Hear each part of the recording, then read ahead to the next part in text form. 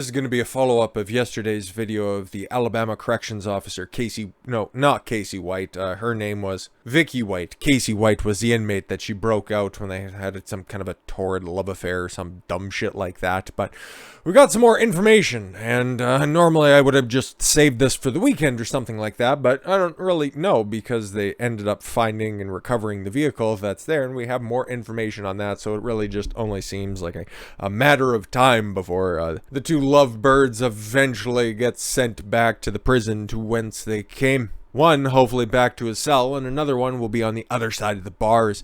But according to a former inmate and a former, I don't know if they shared a cell or anything like that, and hopefully for this guy's case, he's not nearly the same size as Casey was, so for his sake and his safety, hopefully that wasn't a situation he found himself in, especially from his testimony here. If you corner him, you're gonna have to kill him. A former fellow inmate warns ruthless Casey White would rather die than surrender as a stolen vehicle linked to the fugitive and his prison guard lover is located in Indiana. They broke out in Alabama, and their vehicle was found in Indiana. They could literally be fucking anywhere at this point. But I don't really know if there was like a nationwide manhunt on these people, and they managed to go from Alabama, all the way up to fucking Indiana with nobody running a plate in the interim. Weird. Casey White is a dangerous survivalist with no regard for human life, more likely to go out in a hail of bullets than surrender. Wow, Daily Mail editorializes. This is the view of a man who's served time with White, 38, who has spent time with him both in and out of prison. Robert McBay, 29, spoke exclusively to the Daily Mail as a manhunt for White and White enters its 11th day. McBay was born and raised in Limestone, Alabama. Served time with Casey in 2015 when the fugitive was arrested for a violent crime spree which spanned 2 states, involved a kidnapping and armed robbery and shooting that left a family dog dead. Oh my god, this guy should have been put in the electric chair already. You shot the family's dog dead? What a bastard. According to McBay, I know what this dude is capable of. He's very dangerous. He has no regard for human life. He's elusive and can move very quickly. Remember, he's like 6'9" or some shit like that. So how quickly can he actually move? Very quietly for a man of his size. Oh, okay, that's the caveat. For a man of his size. That's a picture of his former cellmate, so I suppose he's a little bit more illustrative than Casey was in his. 2015, McBay was serving 11 months in jail for a drug offense, which he was placed in the same pod as Casey in Limestone County Jail. During that time, he said he witnessed the older man's violence and terrifying flashes of psychosis. Oh, fuck. McBay said, when Casey gets like that psychotic, he will stay up for days and is very paranoid, untrusting, violent, and quick and prone to snap. Wow, sounds like a good time. When he gets into these phases, he has no regard for human life. No man, no woman, child, or dog is safe. Whatever gets in Casey's way is going to get destroyed. On one occasion during his incarceration, McBay claimed Casey and a fellow convict were put on lockdown for a brutal assault of another prisoner. He beat it's crap. Just you fucking publish crap, you pussies, out of the guy. Casey was put on rackdown, which is when they take you and put you in your cell and you're not allowed to go out but for 1 hour a day of exercise and shower. Yeah, otherwise it'd be cruel and unusual punishment. No visibility. You can't buy anything from commissary or vending machines. It's probably one of the worst things. We call it to go to jail and jail. Yeah, like being in the hole, right? You probably heard that in a Hollywood movie a time or two. Within 24 hours of being locked down, McBay said Casey's behavior became radically different. He was moving kind of jerky, beating on the door, threatening corrections officers when they came past. So what about that? I don't necessarily know what their interaction at the time would have been, but Vicky White was like a really established corrections officer, so maybe she would have seen that and that's what turned her on. Every woman loves a bad boy. At one point, they came and took him out of the pod and placed him on suicide watch. Okay, cool. He said if they didn't let him out, he was going to kill himself. Well, if he had nothing in the room, how was he going to do that? Continue to run head first until he knocked himself out into the door? Like, what are we doing here there, big man? They took all of his bed sheets out of the cell, everything, and they put him in a canvas and Velcro suit and took him out. And, that was the last I saw Casey White at that facility. According to McBay, who hosts a podcast, Love on the Run, the search for Casey and Vicky White, capitalizing on the situation. I love it. Good for him. White is utterly ruthless and would rather die than go back to prison. He's already facing 75 years in jail. Yeah, and he was like, what, 50-something? So it's an effective death sentence, let's be fair and honest. He still faced capital murder charges involving the murder of Connie Ridgway. Wright was charged on 2 counts of capital murder for the 2015 killing of Ridgway, having confessed to the crime. Ridgway, 58, was found stabbed to death in her apartment in Rogersville, Alabama. Again, stabbed to death, rather a passionate crime. When a neighbor called for a welfare check, White claimed that he was paid to commit the crime. Oh, okay, cool. Now McBay says all the females in Casey's life are terrified him, and he believes that Vicky White is in danger too. No, she can fix him. She can tame the beast. Just like that Disney movie. Unbelievable. He said Vicky is definitely in trouble. No, how do you know that? Come on now. You only shared a cell with him, and you only see him completely fucking snap when he brutally beat somebody else in jail. She may not know it, but at some point she is going to piss him off, and that's not going to end well. I don't know. Might be a fun time for Casey here. Come on now. It just might not be very good for her. I look like I kind of sold all of them short. Sorry for the, man titties that are on the screen.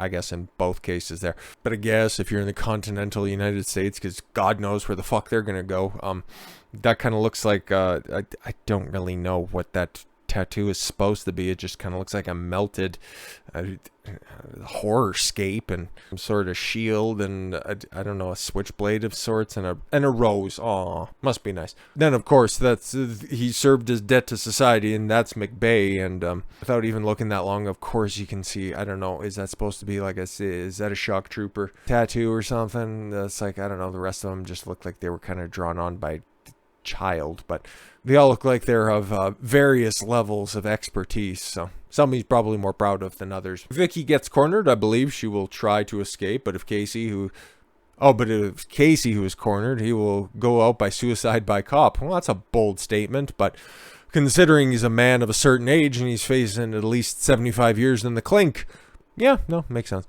If you corner Casey, you're going to have to kill him. Unless, of course, Ronnie Coleman is out there being one of the police officers, because, yeah, you're going to need some physically imposing men on the job. Former Assistant Director of Corrections Vicky sprang White from the Lauderdale Corrections Center in Alabama on Friday, April 29th, under the guise of taking him for a mental health check. Vicky's bronze Ford Edge SUV, in which the pair made their getaway, was discovered some 100 miles north of College Grove, rural Tennessee, that same day. Wow, they were fucking pounding on it. School bus driver Jackie Adams found the then-identified vehicle abandoned near her home. I went ahead and I called the sheriff's office and had to have it towed. I don't want it here anymore. Get this piece of shit out of my lawn. We know all of our neighbors, and I immediately knew that wasn't anybody's car. What a fucking Karen. See this vehicle that's parked here, and I know I know the vehicles that are in my neighborhood, so unless they just, abandon the vehicle in a fucking gated neighborhood, gas. The car, which had been left by the roadside without any tags. Okay, maybe that might have been an indication that this was a vehicle of some sort of neglect, so get the fuck out of here. Sat in a Tennessee tow lot for a week before authorities realized its significance. Oh, God, cops are stupid, huh? Today, McBay said he believes that White may have been headed for Natahala National Forest to go live with his people. Is he part Sasquatch? Some 236 miles east of where the car was abandoned. It's a bold guess. I'm not saying you're wrong or anything, but he said he definitely has the survival skills and can live out there. He can walk into the woods and be okay. They can disappear easily. Just because he'll be okay doesn't mean that he'll be able to care for or accommodate another person. And again, why would you go for... None of this situation really makes a whole hell of a lot of sense, other than the fact that Vicky became infatuated with somebody who has a history of violence after her previous husband died of brain cancer. All this shit is so odd. People need to watch their fields, their backyards, their gates, hide your kids, hide your wife, hide your water supplies that you might have. They can't go get gas at this point, and they can't stop for food, water, or any supplies, or oil, or anything. Well, the fact that authorities had a vehicle in their possession for a week before they figured out it was anything of consequence, just... I wouldn't push it too far that they couldn't get any sort of amenities out there, because, the average person... outside of Alabama, and if you aren't paying attention to this case, it just looks like some big tatted fuck and some, I don't know, do-it-yourself hair care enthusiasts are out there on the prowl. Probably not an uncommon occurrence, especially in, no slight to Indiana, but come on, rural Indiana, you know, come on. According to McBay, Casey is a survivalist. That was his lifestyle. When he went out, he went camping a lot, and he went caving a lot. What's caving? Oh, maybe that's why he was attracted to Vicky.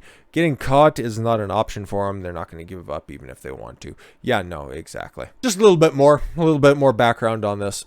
Dale Bryant was the defense attorney for Casey when he was sentenced in 2019 on count of attempted murder, kidnapping, robbery, burglary, and other felonies dating back to 2015. No slight against this guy's expertise as a lawyer because, well, Casey copped to everything, so kind of got him a sweet deal considering the fact that he had all of those charges against him and he only got 75 years for him.